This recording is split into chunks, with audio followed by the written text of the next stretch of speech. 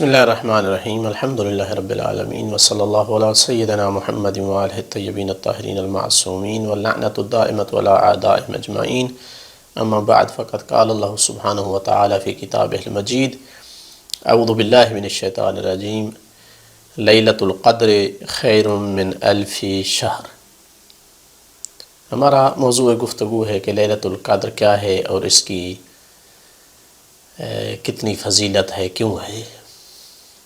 حقیقتاً اس بات کا اعتراف کرنا چاہیے کہ ہم لیلۃ القدر کو کما حق نہیں پہچان سکتے کہ وہ کیا ہے، اس کی اتنی فضیلت کیوں ہے، کتنی فضیلت ہے اور کیوں ہے، چونکہ قرآن مجید نے اس کے بارے میں کہہ دیا ہے کہ وما ادراک ما لیلۃ القدر۔ نبی پاک کو خطاب ہو رہا ہے کہ تمہیں کیا معلوم کہ لیلۃ القدر کیا ہے۔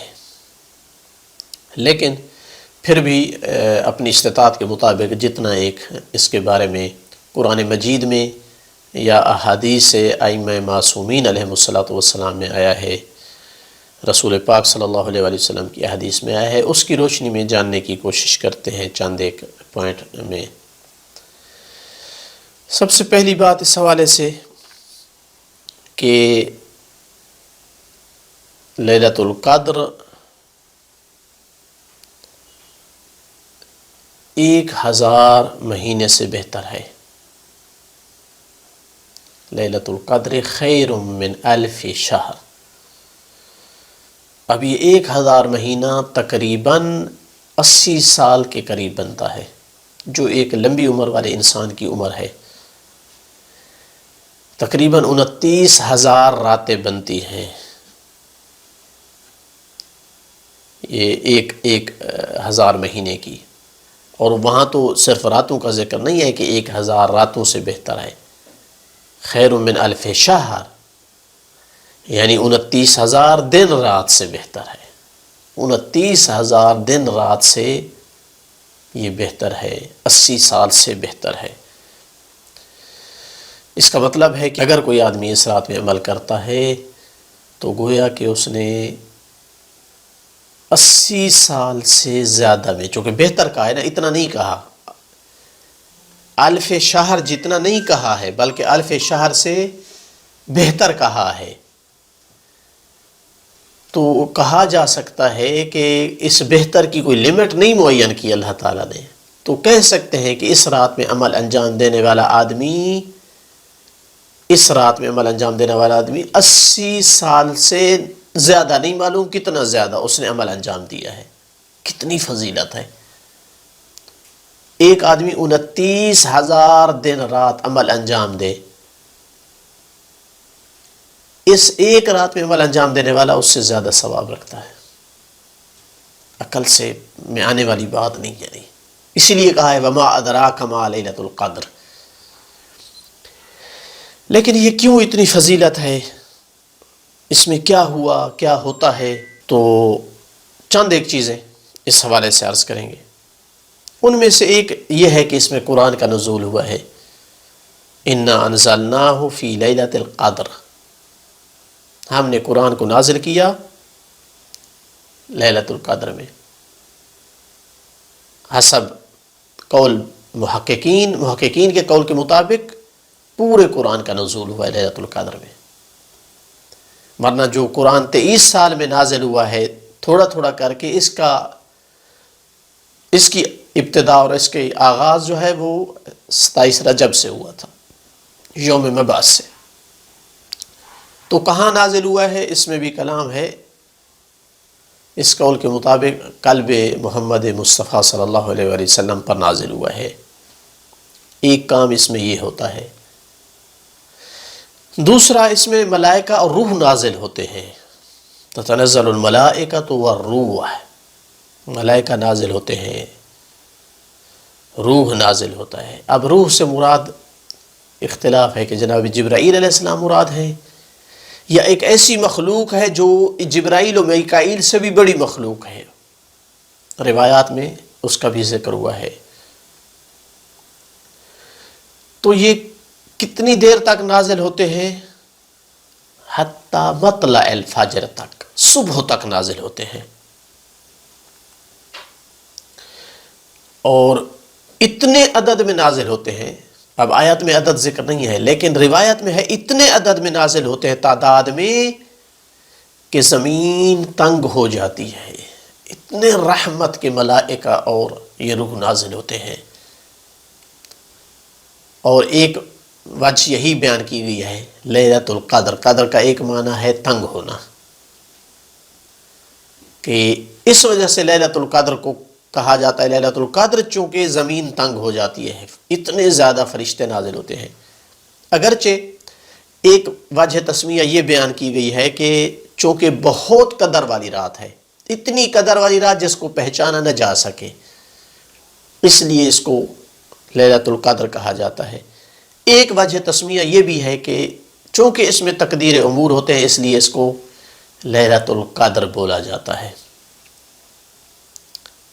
تو اسی کے ساتھ اگلا پوائنٹ یہ ہے کہ یہ وہ رات ہے جس میں ملائکہ اور روح نازل ہوتے ہیں، اس میں تقدیریں لکھی جاتی ہیں.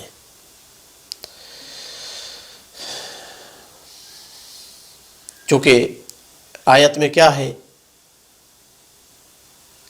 من کل امر سلام تتنزل الملائکۃ والروح فیہا باذن ربہم من کل امر، ہر امر لے کر نازل ہوتے ہیں.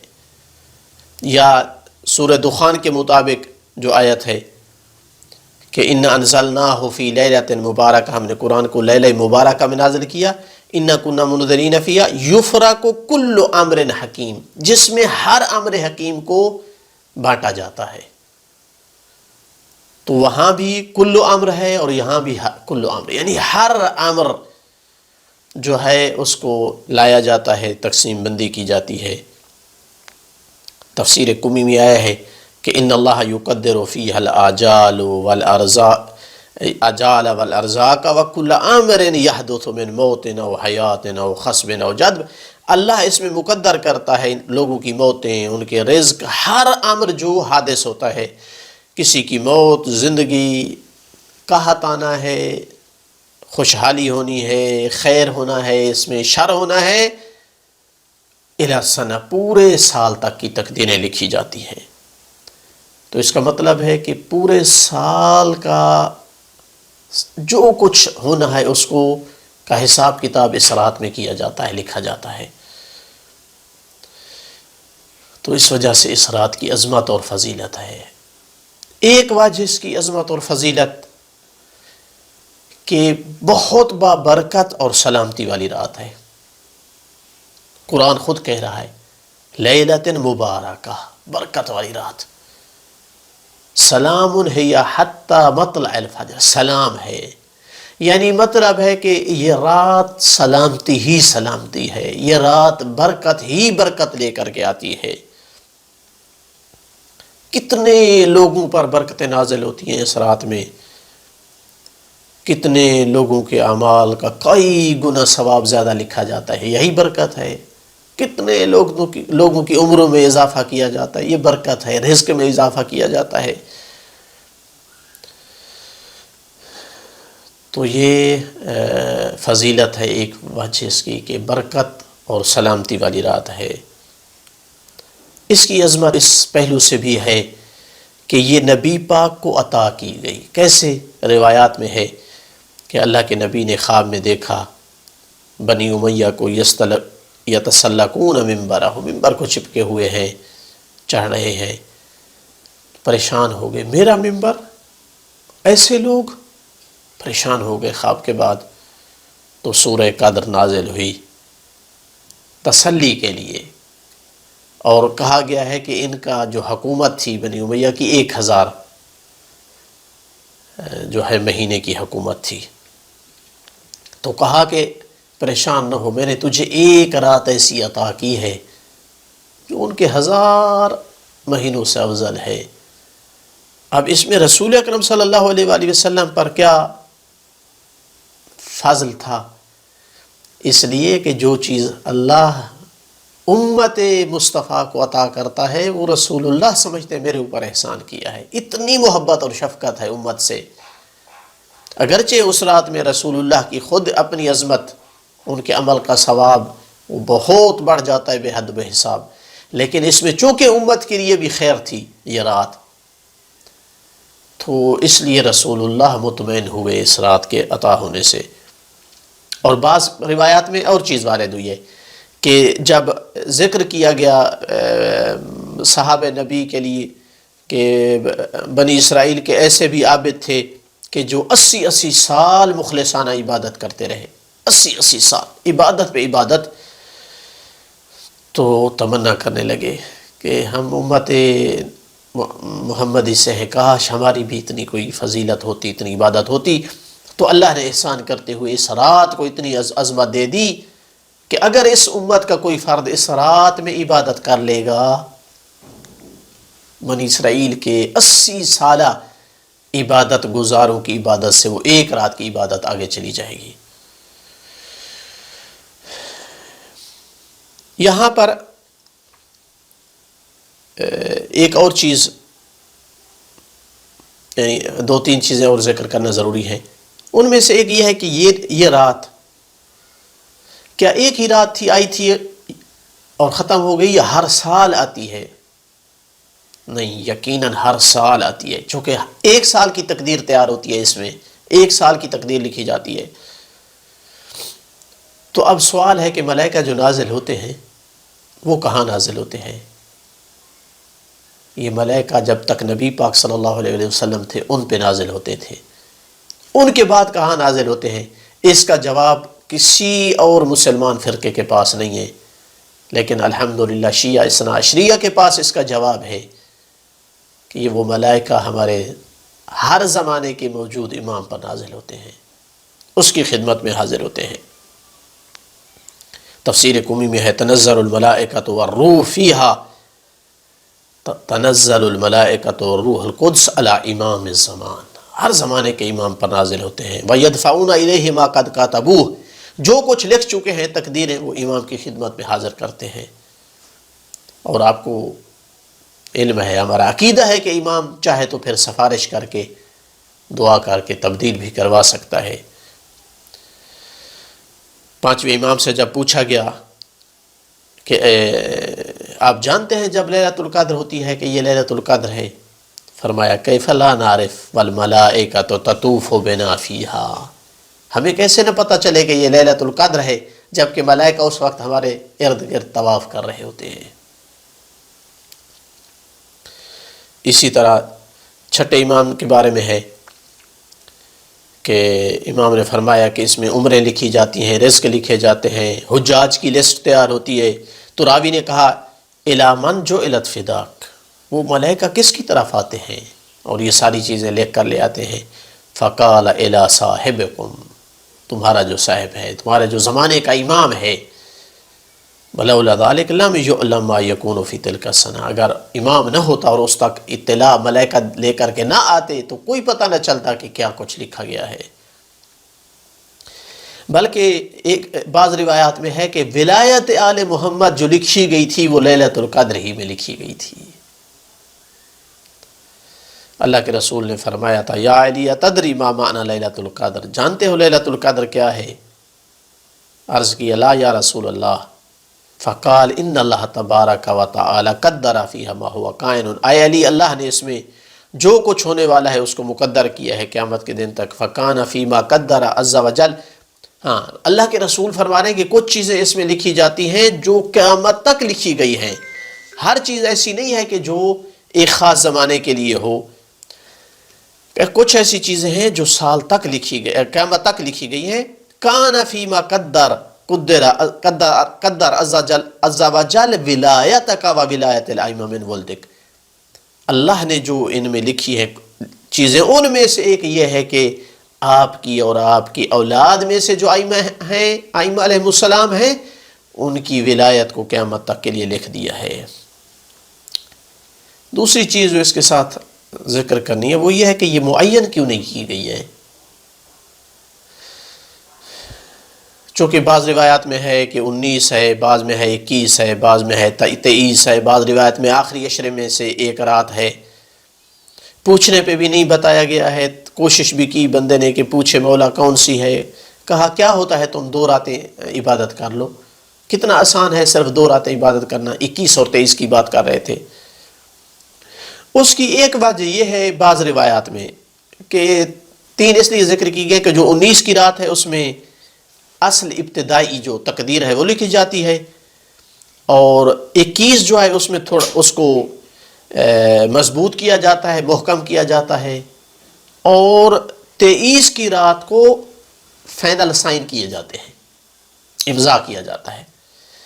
لیکن کچھ علماء نے لکھا ہے کہ یہ بھی حقیقتاً اس کی عظمت کے لیے، اس کی عظمت کے لیے، تاکہ اس کو معمولی نہ سمجھیں.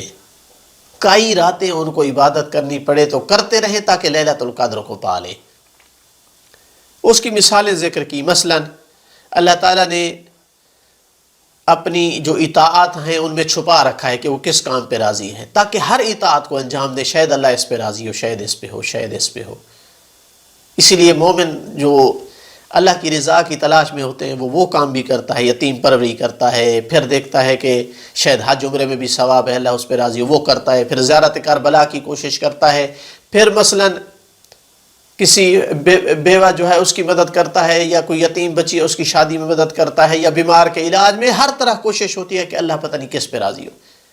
اسی طرح اللہ نے اپنے غضب کو چھپا رکھا ہے کہ کون سی نافرمانی پہ زیادہ غضبناک ہوتا ہے، تاکہ ہر نافرمانی سے اپنے آپ کو بچائیں. اسی طرح اللہ نے اپنے محبوب کو، اپنے ولی کو لوگوں میں چھپا رکھا ہے تاکہ ہر بندے کا احترام کریں کہ شاید یہ ولی ہو، اللہ اس کی اہانت کرنے پہ ناراض اور غضبناک ہو جائے. اسی طرح دعا کی جو استجابت ہے اللہ نے اس کو مخفی رکھا ہے تاکہ ہر دعا اور ہر زمان میں، ہر وقت میں، ہر مکان میں دعا کریں کہ شاید یہ میری دعا مستجاب ہو جائے، یہاں مستجاب ہو جائے، ممکن ہے وہاں مستجاب ہو جائے. تو اسی طرح اللہ نے موت کو مخفی رکھا ہے تاکہ ہر بندہ ہر ٹائم مستعد رہے، تیار رہے. شاید میری موت کل ہو، شاید آج ہو، شاید پرسوں ہو، تاکہ ہمیشہ تیاری کی شکل میں گزارے. تو اسی طرح اللہ تعالیٰ نے لیلۃ القدر کو مخفی رکھا ہے.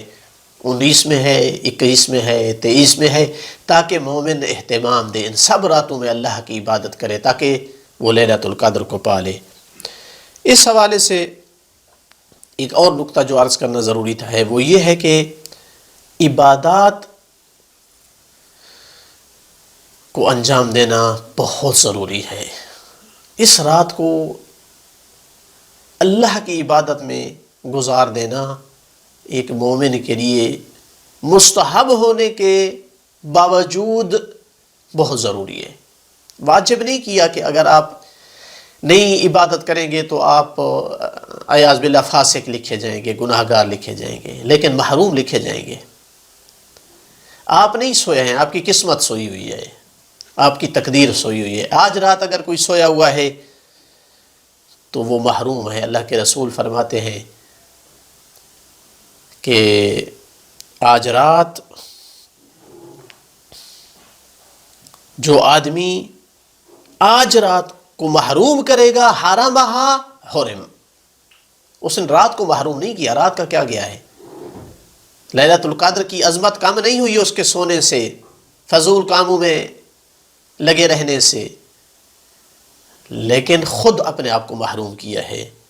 اس قدر ائمہ علیہ الصلوۃ والسلام تاکید کرتے تھے کہ راوی کہتا ہے جب امام علیہ السلام نے فضیلت بیان کی، کہا کہ 21 اور 23 میں سے کسی میں تلاش کرو اور 100 رکعت نماز پڑھو اس میں، اور جتنے تک ممکن ہو اس کو عبادت میں گزارو اور غسل کرو. کہتے ہیں مولا اگر میں قادر نہ ہوں، مثلا مریض ہوں یا تھک گیا ہوں یا بوڑھا ہوں، کسی وجہ سے قادر نہ ہوں، کھڑے ہو کر کچھ نہ کر سکوں، قال فعلی فراشک، کھڑے نہیں ہو سکتا، مریض ہے، بستر پہ سو کر کے بھی اس رات میں اللہ کی عبادت میں مصروف رہو. خود چھٹے امام مریض تھے ایک سال میں، تو کہا کہ مجھے میرے بستر سمیت فلاں جگہ لے جاؤ. جو اس رات کو جاگتا رہے گا غفرت لہ ذنوب، عبادت میں گزارے گا، گناہ معاف کر دیے جائیں گے، چاہے آسمان کے ستاروں کے برابر ہوں یا پہاڑوں کے ذرات کے برابر ہوں یا سمندروں کے قطروں کے برابر ہوں. ائمہ علیہ الصلوۃ والسلام تو اتنی اہمیت دیتے تھے کہ پورا ماہ مبارک پہلے ماہ رمضان سے ہی دعا کرنا شروع کر دیتے تھے کہ خدایا لیلۃ القدر میں مجھے سستی سے بچا لینا، مجھے نیند سے بچا لینا، مجھے دعا اور عبادت کی توفیق دینا. ایسا نہ ہو کہ شب قدر آئے تو میں سویا رہ جاؤں، مجھے کوئی تکلیف ہو جائے، سستی ہو جائے، محروم رہ جاؤں. اتنی اہمیت، اس لیے کہ وہ جانتے تھے لیلۃ القدر میں کیا ہے. تو ہمیں بھی ماہ رمضان کے شروع سے اللہ سے مانگنا چاہیے، پروردگار لیلۃ القدر میں مجھے توفیق دینا کہ میں عبادت کر سکوں. اس لیے کہ اس رات جتنا جس نے مانگ لیا، جتنا جس نے اللہ کو راضی کر لیا، 1000 مہینے سے زیادہ اس کے عمل کا ثواب لکھا جا رہا ہے. ایک رات انجام دے رہا ہے عمل، عبادت، ذکر، تلاوت، اور 1000 مہینے سے زیادہ ثواب لکھا جا رہا ہے. آخری بات کہ اگر اس رات تقدیریں لکھی جاتی ہیں تو کیا پھر انسان کی کوئی ذمہ داری نہیں رہتی کہ بس تقدیریں لکھی جا چکی ہیں، ختم؟ نہیں، یہ تصور ٹھیک نہیں ہے. وہ تقدیر لکھی اس شرط پہ جاتی ہے کہ یہ بندہ دعا کرے گا تو اس کو یہ ملے گی، یہ بندہ یہ عمل انجام دے گا، محنت کرے گا تو اتنا اس کو رزق ملے گا، اتنا خیال رکھے گا اپنی صحت کا تو پورا سال صحت مند رہے گا. یہ ساری چیزیں اب کسی کے حق میں اگر بیٹا لکھا ہے لیکن وہ بھی کنوارا ہے، سال کے اندر بیٹا لکھا گیا ہے، تو تقدیر اسی شرط پہ لکھی گئی ہے نا کہ یہ شادی کرے گا. ایسا تو نہیں کہ گھر بیٹھا رہوں، شادی کی ضرورت نہیں ہے بس بیٹا لکھا جائے گا، ایسا نہیں ہے. تو لہٰذا وہ تقدیر جو لکھی جا چکی ہے وہ اسی شرط پر ہے کہ انسان پورا سال پھر اپنی طرف سے کوتاہی انجام نہ دے. پروردگار ہمیں لیلۃ القدر کی عظمت اور فضیلت کو درک کرنے اور اس کے مطابق اس رات کو گزارنے کی توفیق عطا فرمائے. والحمدللہ رب العالمین.